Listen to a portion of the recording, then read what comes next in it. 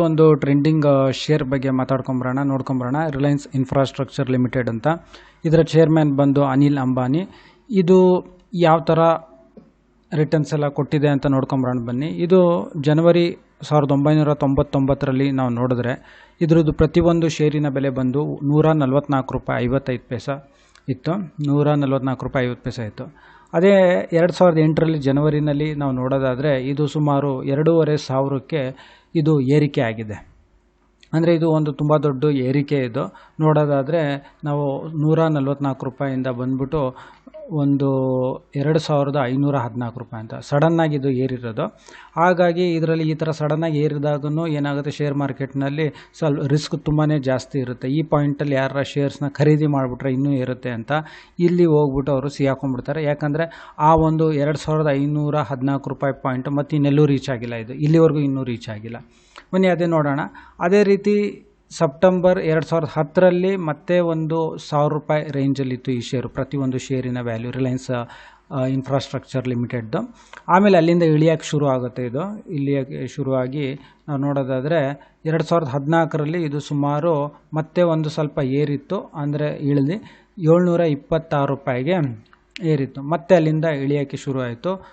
ಆಮೇಲೆ ಇಲ್ಲಿ ನೋಡ್ಬೋದು, ಜನವರಿ 2019ರಲ್ಲಿ ಸುಮಾರು ₹296ಗೆ ಇದು ಇಳಿದಿತ್ತು ಸುಮಾರು. ಆಮೇಲೆ ನಾವು ಅದೇ ಇವಾಗ ಜನವರಿ 2021ರಲ್ಲಿ ನೋಡೋದಾದರೆ ಇದು ಬಂದು ₹30 ಇದೆ. ಅಂದರೆ ಇದು ಜರ್ನಿ ಆಗಿರೋದು ಎಲ್ಲಿಂದ ಇದು ಶುರುವಾಗಿರೋದು ₹144ಇಂದ. ಆಮೇಲೆ 2,500 ತನಕನೂ ಹೋಗಿತ್ತು.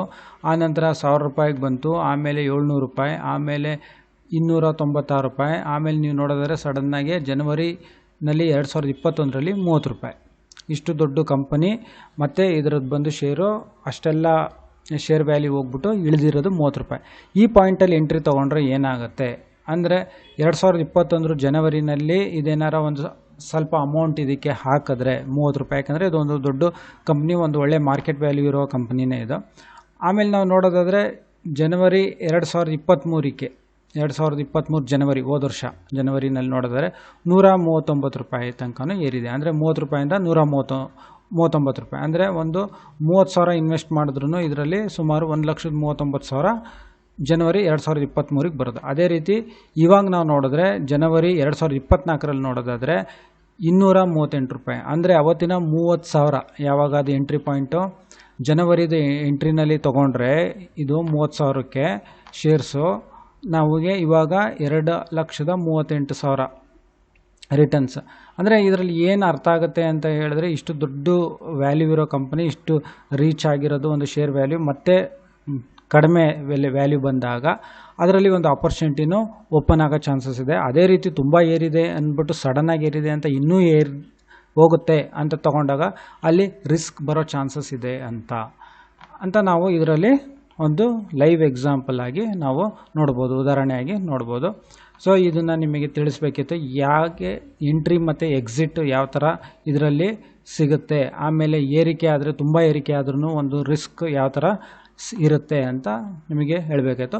ಅದೇ ರೀತಿ ಈ ರಿಲಯನ್ಸ್ ಇನ್ಫ್ರಾಸ್ಟ್ರಕ್ಚರ್ ಲಿಮಿಟೆಡ್ನಲ್ಲಿ ಪ್ರಮೋಟರ್ಸ್ ಹತ್ರ ಕಡಿಮೆ ಇದೆ. ಆ್ಯಕ್ಚುಲಿ ಇಲ್ಲಿ ನೋಡ್ಬೋದು ಬರೀ 16% ಇಟ್ಕೊಂಡಿದ್ದಾರೆ.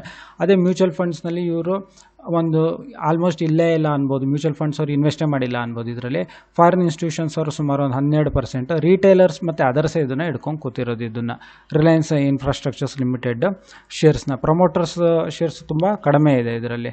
ಅದೇ ರೀತಿ ಫಾರಿನ್ ಇನ್ವೆಸ್ಟ್ಮೆಂಟ್ ನೋಡ್ಬೋದು 3%ಇಂದ 13% ಬಂದು 12% ಇದೆ ಸೆಪ್ಟೆಂಬರ್ 2023ಕ್ಕೆ.